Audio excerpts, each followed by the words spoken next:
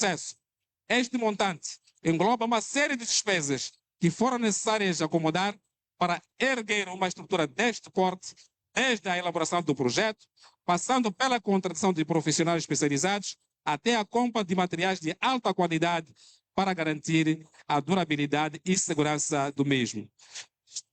Temos um gráfico, acho que deve ter passado, que apresenta aquilo que foi a evolução dos custos e também daquilo que são os recursos que foram mobilizados para esta construção. Se destacar que o ano 2016 e o ano 2020 foram os anos que registramos maior volume em termos de gastos com a obra. Mesmo para terminar, queríamos também falar um pouco daquilo que foi a metodologia usada para esta construção. Essa estrutura é de betão armado, é mista, depois temos as asnas de cobertura em aço. Estes materiais foram obtidos no mercado local, isto é na cidade de Nampula, a partir de fornecedores credíveis, tendo sido feita uma rigorosa seleção, observando os aspectos relacionados com a qualidade, comprovada pela certificação, principalmente para os materiais importados. Nesta vertente, importa salientar os desafios relacionados com a execução das asnas de cobertura, como disse, pela sua dimensão. Temos um vão de cerca de 30 metros de comprimento e um peso de cada uma dessas asnas, cerca de 1,5 toneladas. Era necessário mobilizar equipamento especializado. No entanto, há que destacar alguns desafios que nós enfrentamos ao longo da construção do templo nos 12 anos, com destaque para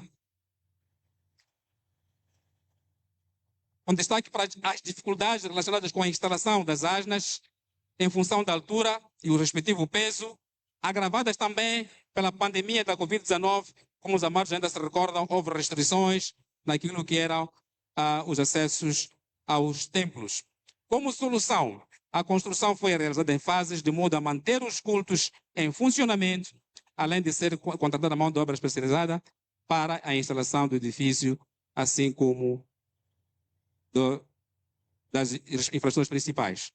A trajetória do crescimento e expansão da igreja é uma história de dedicação e fé contínua, e a construção e a abertura de várias casas de oração tem sido um reflexo do sucesso e da mobilização da comunidade cristã.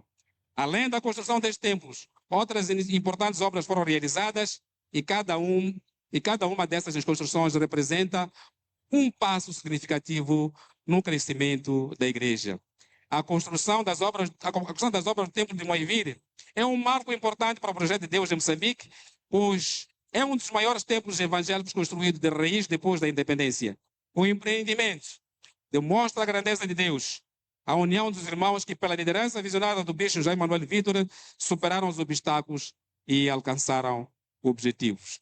O edifício não marca o fim, mas sim o início de vários projetos desta natureza, que, para além de se levantar paredes, é a consolidação da fé em Deus.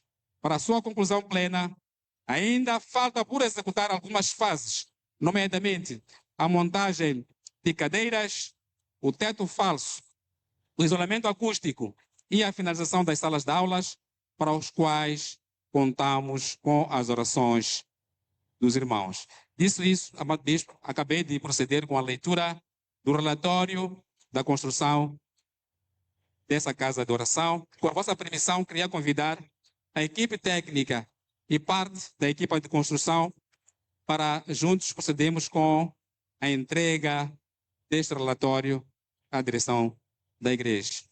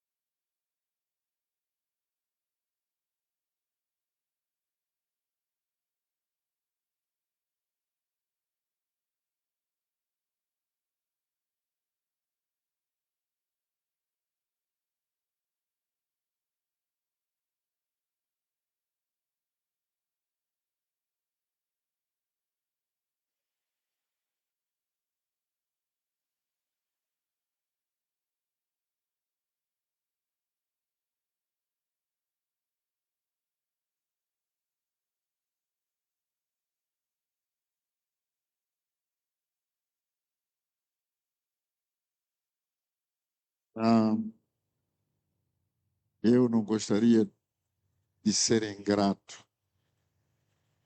Houveram pessoas também que contribuíram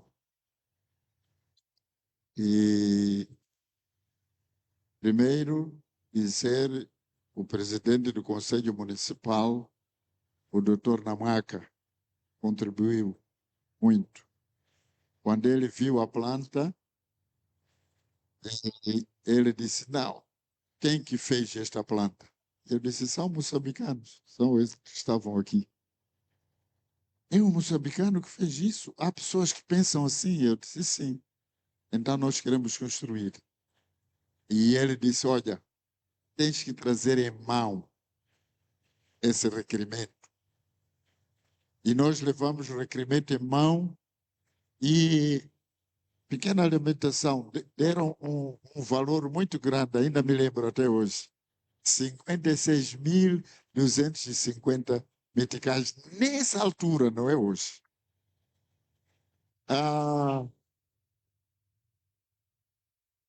E em menos de uma semana ele fez o despacho, mandou entregar. Pagar e vamos começar a trabalhar. Graças a Deus. Amém? E nós então começamos a construção. Mas também, não vou esquecer, esteve aqui o doutor Carlos Mesquita, na altura era ministro de... O primeiro mandato foi ministro de comércio, qualquer coisa assim, indústria, né? Nessa altura. Ele esteve aqui e subiu no meu gabinete e ele disse assim, pastor, temos uma singela oferta para vos dar. Está aqui. Eu disse, não me entrega a mim, vai entregar o povo. Vamos descer, vamos lá embaixo. E na hora do culto você vai entregar. E ele entregou à igreja aqui reunida os 50.000 meticais. Então nós estamos muito agradecidos. Estamos muito agradecidos. E também temos um colega que é do Brasil, pastor brasileiro, chama-se Juarez de Borba. Ele tinha se comprometido, como os irmãos ouviram, nós nos comprometíamos em dar tanto dinheiro em 3 meses. Então, em cada 3 meses, nós dávamos a parte que a gente se comprometia. E este nosso colega se comprometeu em ofertar $40.000. Ele foi ofertando, foi ofertando, foi ofertando.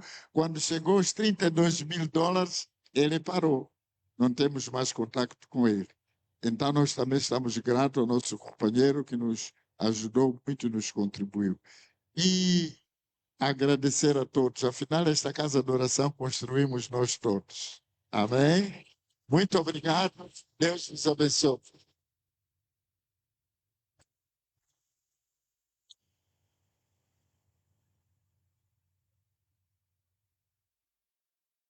Agora é momento de lançamento de livros. Eu vou convidar o evangelista Walter Mussa. Evangelista Walter Mussa vai fazer o lançamento do seu livro com título Jornada da Salvação em um Mundo de Crise. E quero saudar a igreja com a paz do Senhor. Cabe-me a responsabilidade de apresentar esta obra intitulada Jornada de Salvação em um Mundo de Crise. É de um jovem nascido aos 3 de fevereiro e, além disso, o prefácio escrito pelo pastor presidente Bispo Jean Meluer Vitor, e pela extensão do mesmo, e pela remissão do tempo, não vou proceder com a leitura do prefácio. Passo aqui a ler a descrição do autor. Nascido aos 3 de fevereiro de 1997, em Moma, é evangelista, teólogo e autor, conhecido por sua profunda compreensão de questões espirituais e teológicas que abordam a era contemporânea, com a formação sólida em teologia e a Bíblia, e pela Escola de Educação Teológica da Assembleia de Deus, assim também pelo Instituto África Bíblico África Desperta. É graduado em Ciências Alimentares e formado em metodologia e produção e publicação de trabalhos científicos pela Universidade Rovuma. É treinado como investigador principal em ciências em Schoolreed University, em UA. Tem um intercâmbio em agricultura, funcionamento de ecossistemas e mudanças climáticas em Lirben. Assim também como,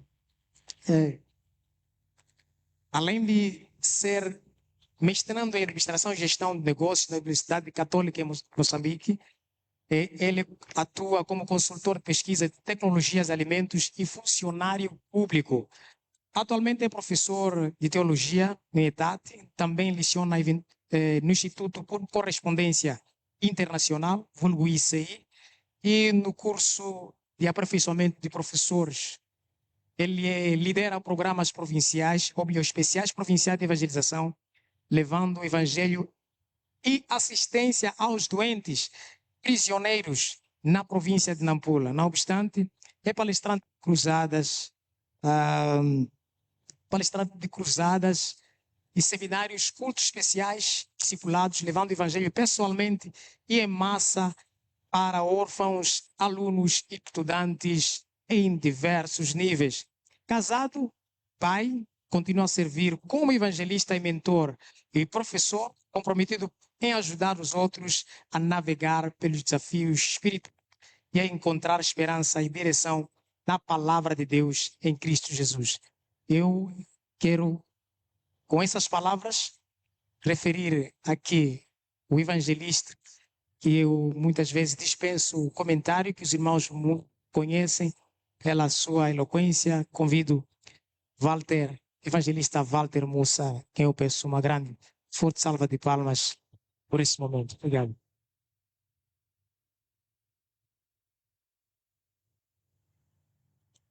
Quero saudar os irmãos na bendita paz do Senhor. Amém? Saúdo também a todos os convidados e em especial ao presídio, o ministério da igreja, em especial ao bispo Jaime Manuel Vitor, que me tem dado esta oportunidade de fazer lançamento do meu livro numa data tão especial como esta, que é a inauguração desta magnífica. Os abençoe, muito obrigado. Porque eu sofro as consequências do pecado de Adão e Eva? Esta foi a pergunta que deu origem a este livro. E à medida que eu fui tentando perceber a resposta por meio da palavra de Deus, por meio de livros teológicos, também fui me deparando com outras questões. Afinal, por que Deus não destruiu Satanás de uma vez por todas? Por que Deus colocou a árvore do jardim, a árvore do conhecimento do bem e do mal?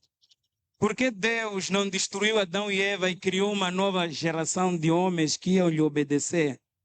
E à medida que eu fui lendo, fui aprendendo, fui me deparando com respostas de diversas linhas de interpretação, tanto à luz da palavra de Deus, como à luz também de outras religiões. Aí também surgem outras perguntas. Com quem está a verdade? Mesmo dentro do cristianismo, há divisões. Os arminianos defendem uma coisa, os calvinistas